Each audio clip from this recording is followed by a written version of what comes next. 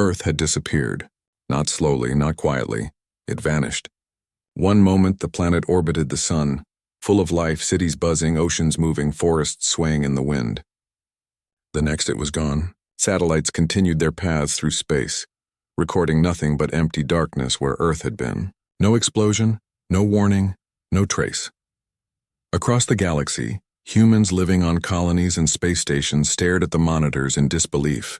They had inherited stories from ancestors who remembered Earth, but none had imagined it could vanish entirely.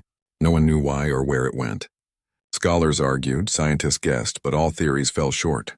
Humanity was left with a void, both physical and emotional. 500 years passed. Generations grew up never seeing Earth. Children learned about it as one learns about legends. Some said it had been taken to another dimension. Others believed aliens had hidden it. Still, no one dared hope it would return. Commander Elias Ward had always been fascinated by Earth. Even on a remote observation outpost in the Kuiper Belt, he studied the old maps, the orbit paths, the fragments of history that hinted at a lost world. He knew it was impossible, but every day he checked the sensors as if he could force the impossible to happen. And then, one day, the impossible happened. The monitors began to flicker. Readings showed an enormous object moving toward the inner solar system. Its mass was Earth's, its shape unmistakable, but something was different.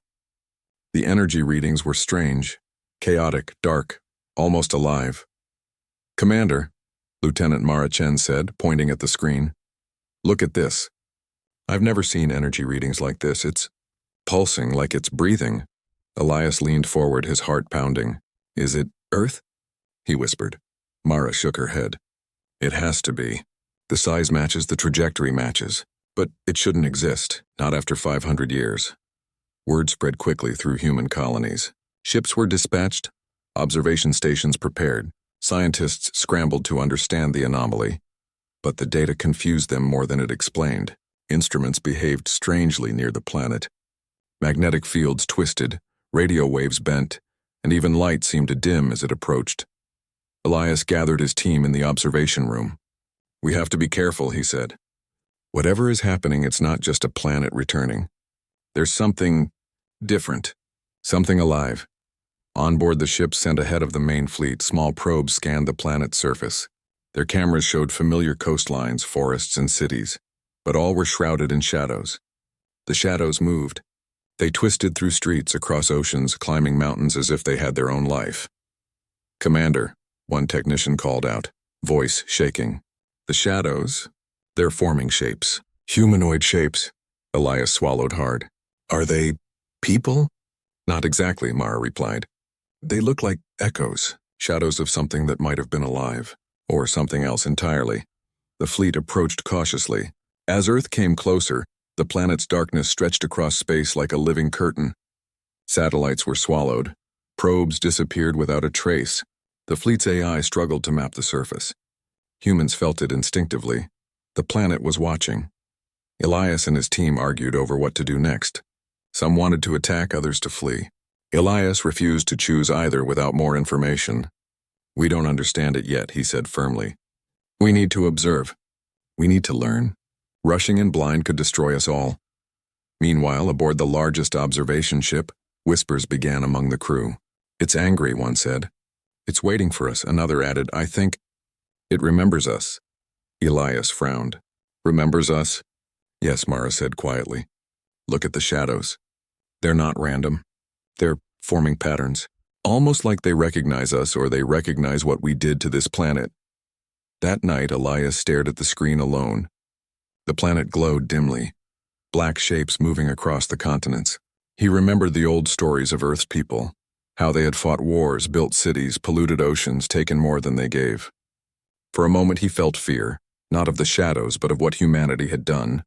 Then the communication console beeped. A signal, faint but clear, pulsed from Earth. It wasn't words. It wasn't language. It was a call, a warning. Elias's hands shook as he relayed the message to the team. "It's trying to communicate," he said, "but not in a way we understand. We need to decode it, fast." For the first time in centuries, humanity faced its home planet again. But Earth was no longer the same. It had been gone too long, changed too much.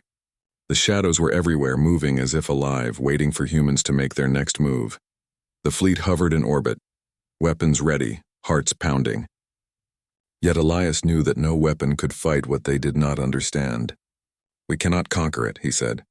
"We have to reason with it, or survive by learning from it." As Earth fully reappeared in orbit, the darkness around it expanded. It was not a simple shadow. It was intelligent, powerful, patient. And for the first time, humanity understood a terrible truth. The planet remembered them. And it was not pleased. From the observation deck, Elias whispered to no one in particular, "We lost it once. We cannot lose it again, not like this." The night ended with the planet silent yet alive, watching the humans as they watched it. And somewhere deep within the darkness, a presence stirred, ready to test whether humanity had changed in 500 years, or if the mistakes of the past would finally destroy them. The stars shone coldly around them, but none burned as fiercely as the shadowed Earth. The fleet stayed in orbit, but no one dared approach the planet directly. Every probe that descended vanished, swallowed by the moving darkness, leaving only static and eerie silence behind. Commander Elias Ward knew that whatever waited on Earth was unlike anything humanity had faced. It was alive, but not in a way they could understand. Elias called his senior officers to the observation deck. The holographic map of Earth hovered in the air, showing continents obscured by shadows that shifted and changed constantly. "We can't see what's happening on the surface clearly," said Lieutenant Mara Chen. "The shadows, they move like waves, like something is controlling them." Elias rubbed his chin. "It's not random. Look at the cities. Some areas are untouched, almost like preserved memories. Others are twisted, broken, full of moving darkness. We're seeing the planet's reaction. It's responding to us, or maybe to what we did in the past." The room fell silent. Outside, the black shapes on the surface seemed to pulse, stretching like fingers across mountains, oceans, and forests. "Commander," another officer said, voice trembling, "should we send a manned mission? Probe ships are failing. Maybe humans can interact." Elias shook his head. "We don't know what we'll find. Sending people in blind could mean death, but..." His eyes narrowed. "We can't ignore it either. This is Earth, our home, and we need answers." After hours of debate, they decided on a small team. Elias would lead it personally along with Mara, 2 engineers and a historian who had studied ancient Earth extensively. Their mission was simple in theory: land, observe, and report. Simple, but dangerous beyond comprehension. As they descended through the upper atmosphere, the darkness thickened. Light from the ship's engines barely penetrated it. Shadows moved like living rivers, swirling around the team's vessel. The sensors went wild. The air outside the ship crackled with unknown energy. Yet there was no wind, no sound, only the oppressive presence of something watching. The landing was rough. The team touched down in what had once been a great city. Skyscrapers loomed overhead, their shapes distorted. Some melted into the ground, others reaching into the sky at impossible angles. Streets that had been familiar to humans for centuries were twisted, with shadows crawling over them like a tide of smoke. Mara was the first to speak. "It's beautiful and terrifying," Elias nodded. "Keep your focus. Remember, we're not alone. The planet itself is alive." They stepped onto the streets.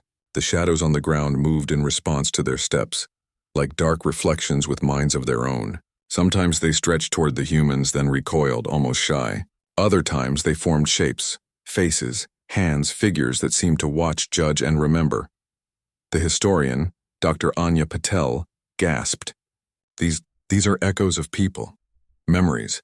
Not alive, but not gone either. This planet kept us in its mind for 500 years. The engineers checked their instruments, but the devices failed repeatedly. Compass needles spun, radios crackled with distorted signals, and cameras captured nothing but shifting darkness. "Technology had no hold here." "Commander," Mara whispered, pointing ahead. "Look." The shadows had formed a humanoid figure. It was massive, taller than any human, and completely black, yet it moved with grace. The figure stepped forward, stopping a few meters away, its shape rippling. Elias raised his hand slowly. "We come in peace. We mean no harm." For a moment, nothing happened. Then the figure's surface shimmered, and a voice, deep, echoing like the planet itself, spoke inside their minds. "Why do you return?" The humans froze. The voice was not spoken aloud, but every one of them heard it. "Why'd return?" Elias said aloud, his voice trembling. We want to understand. We want to learn." The shadow figure shifted. Cities around them twisted, buildings bending, streets breaking and reforming. It was as if the planet itself was testing them. The darkness formed smaller shapes, echoes of humans from the past moving through streets frozen in moments of fear, joy, anger, and sorrow. Dr. Patel stepped forward. "These are reminders of our mistakes. Wars, greed, destruction. We left nothing but scars on this planet, and it remembers." Elias's hands tightened into fists. "Then we must show it we've changed. We cannot let fear guide us." They continued exploring, moving carefully through the city. Shadows followed but never touched them. Some formed animals, wolves, birds, fish, but black like smoke. Others shaped themselves into people, frozen in gestures of anger or plea. The team realized the planet was alive, observing them, measuring humanity's response. Hours passed. The team reached a large square, once the heart of the city. In the center, a shadowed tower rose, impossibly tall, black as night. It seemed to hum with energy, resonating through the ground, the air, and their bodies. Elias knew instinctively this was the center of the planet's consciousness. The shadow nexus, he called it in his mind. Everything here, the darkness, the memories, the echoes, flowed from it. Mara whispered, "If we want to understand Earth, this is where we need to go." The journey toward the tower was not easy. Shadows shifted into obstacles, walls that weren't there before, streets that twisted into mazes, dark hands that reached toward them but passed harmlessly through. The planet tested them, learning whether they were brave, compassionate, and worthy. As they reached the base of the tower, the hum grew louder, like a heartbeat. The shadow figure appeared again, taller and wider now, covering much of the square. Its voice resonated in their minds. "Do you understand why you were lost? Why you were punished?" Ilya stepped forward. We understand that we failed. We harmed our home. We left it alone. But we've changed. Humanity has learned to respect life. We are ready to prove it." For a moment, nothing moved. Then, slowly, the shadows around them receded. The smaller echoes paused, observing, waiting. The tower pulsed with energy, as if considering their words. Elias realized that Earth was not only alive, it was aware, intelligent, and patient. It had returned not to destroy, but to test. The humans had a choice: act with fear and be rejected, or act with courage and understanding, and earn the planet's trust. The night fell over the city, but it felt different now. The darkness was no longer threatening, only watchful. The team set up a small camp at the edge of the square. Elias looked at the shadowed skyline and whispered, "Tomorrow we learn how to survive, and how to make peace with our home." Somewhere deep inside the shadow nexus, the massive figure pulsed and shifted, almost smiling in its own way. It had been waiting for this moment for centuries. Humanity had returned. Now it would see if they were ready to stay. The stars above seemed dim compared to the glowing darkness of the city. And in that darkness, both fear and hope existed side by side, an uncertain balance that would shape the fate of Earth and every human who had returned. The first light of dawn barely touched the city. Yet the shadows did not fade. They remained, stretching across the streets, pulsing with life as if the planet itself was breathing. Commander Elias Ward stood with his team at the base of the shadow tower, feeling the hum of energy vibrating through the ground beneath their feet. "Today," he said quietly, "we find out if Earth will accept us back, or reject us forever." Mara Chen tightened her grip on her equipment, eyes scanning the tower. "It's incredible," she whispered. "I've never seen anything alive like this. Not in space, not on any planet." Dr. Patel stepped forward. "This tower, it's the heart of Earth. Everything flows from it. If we can reach the center, maybe we can communicate, really communicate with the planet." The engineers checked their instruments one last time. Everything that could measure energy, magnetic fields, or even movement failed near the tower. It was as if the planet itself had erased the limits of human technology. The team took their first steps toward the tower. Shadows shifted around them. Some became walls, some formed bridges over broken streets. The planet guided them, testing their courage and patience. Every step required careful thought. Every choice mattered. As they reached the central courtyard, the massive shadow figure from before appeared. It towered above them, eyes, or what seemed like eyes, glowing faintly. Its presence was immense yet calm. Elias took a deep breath. "We come to understand," he said, voice steady.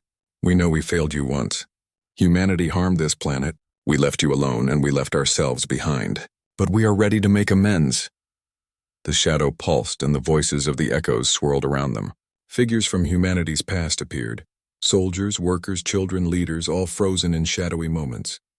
Their expressions were unreadable. Elias realized that these were not threats. They were tests, memories of the past, judging if the humans who returned had learned anything.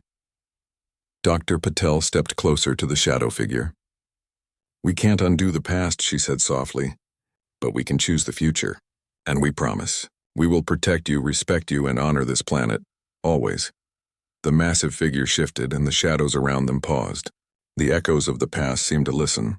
The air pulsed with energy. For the first time, the team felt a connection, not just with the planet, but with the Earth that had existed centuries ago. Elias took another step forward. "We don't want war. We don't want fear. We want trust."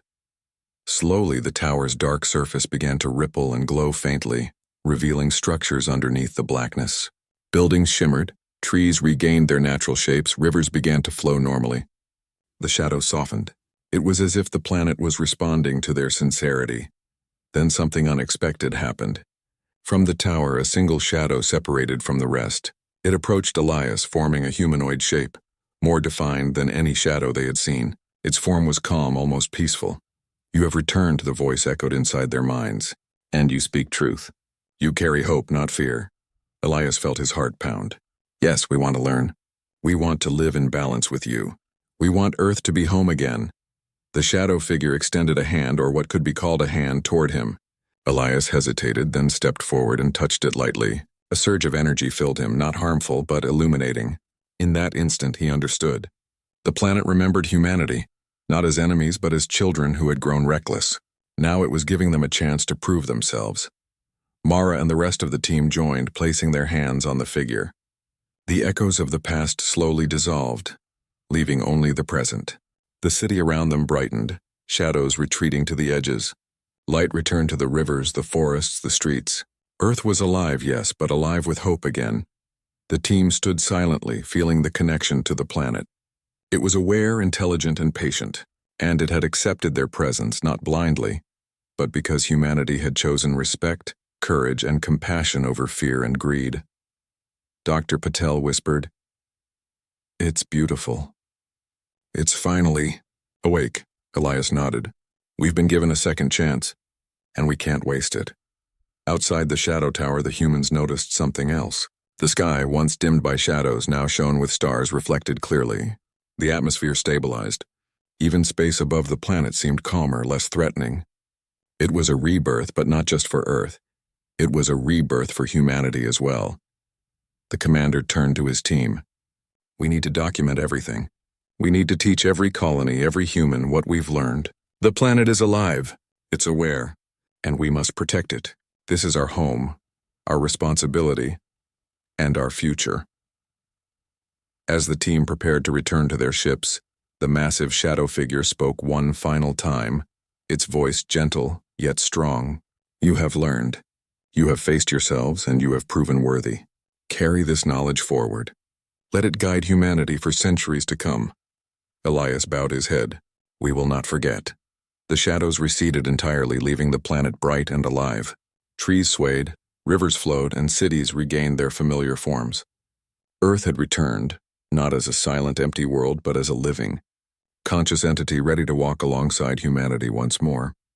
As the fleet ascended, looking back at their home, every human felt a mixture of awe and responsibility. Earth was no longer just a planet. It was a living partner, a teacher, and a reminder of what humans could achieve when they chose wisdom over fear. And somewhere deep within the planet, the shadow nexus pulsed with life, not in anger, but in understanding. It had waited 500 years for this moment, and now finally humanity had returned as allies, not intruders. The stars shone brighter than ever above, and for the first time in centuries, humans felt at home in the galaxy, because Earth was home again. The darkness that once threatened them now walked beside them, No longer an enemy, but a guardian, a guide, and a reminder that life, even after centuries of absence, could forgive and teach those willing to learn. Elias looked out over the restored planet, a soft smile on his face. "We have a future," he whispered. "A true future. And we will honor it." The human ships rose into orbit, carrying hope, knowledge, and a promise to protect the living planet that had waited for them. Earth, awake and aware, glimmered beneath them, a reminder that even after centuries of separation, humanity and its home could reunite, stronger and wiser than ever before.